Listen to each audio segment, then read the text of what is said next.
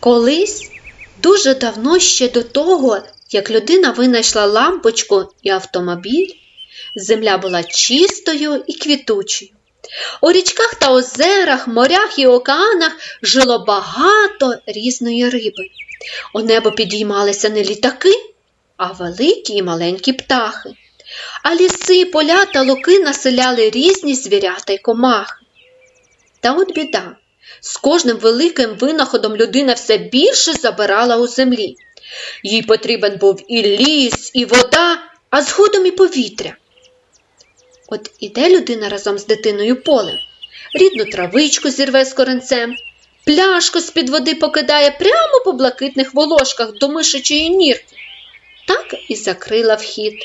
Ні мишка зайти до діток, ані мишенятка вибратись. Ідуть лісом, крихітний паросток дуба затоптали, не помітили гніздечка перепілки у траві, всі яйця потоптали. Далі попри річку шлях їхній пролягає, кинула дитина поліетиленовий пакет від печива у воду. Впав він на рибку, а їй вже важче дихати. Зібралися всі мешканці лісові на раду. Як же донести людині, що вона не єдиний мешканець землі? Сова перша взяла слово.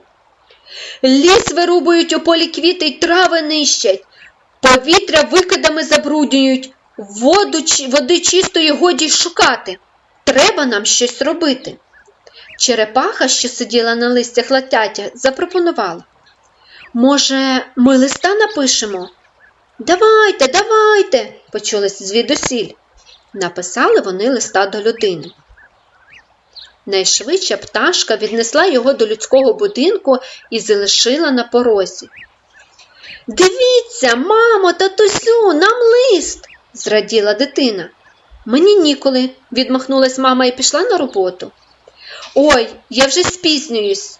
– забідкався тато на порозі і пришвидшив кроки. Залишилася дитина сама. Розглядає конверт, а там жодного слова не написано. Така цікавість взяла, що не витримала дитина. А всередині. Дорогий наш сусіде, пишуть тобі ті, хто живе з тобою поруч на землі. І за тих пишемо, що розповісти не можуть. Давно так вже повелося, що ми з тобою живемо поруч, але останнім часом наше сусідство починає турбувати. Ти вирубуєш ліси, залишаючи голі гори і пустелі. Гори можуть усунутись, а край, де раніше зеленів ліс та щебетали пташки, з часом під палючим сонцем перетворюється в пустелю. Зрубав дерево, посади два, і повітря, котрим ти дихаєш, стане чистішим. Ти помітив, які брудні стали річки та озера, і води стало набагато менше. Скільки риби гине там. Що ти питимеш років через 10 чи 50? А скільки ви розносите сміття?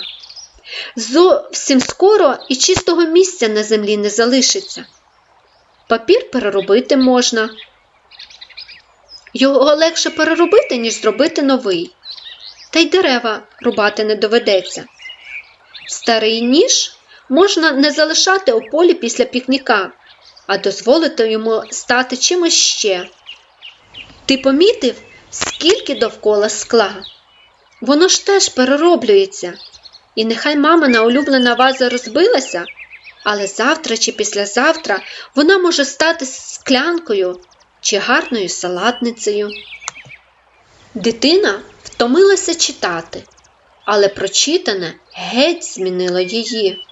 До школи ж замість автобуса можна пройтися пішки чи проїхатись на велосипеді. А по дорозі є баки для макулатури і пластика. У мами в ванні цілий склад пляшок з-під шампуней. Минуло кілька днів. Зміни у дитини помітили батьки. Після прочитаного й самі змінилися. А щоб ці зміни йшли далі, я вам цю казку записала. Пам'ятайте, земля – наш дім, чисто має бути в нім.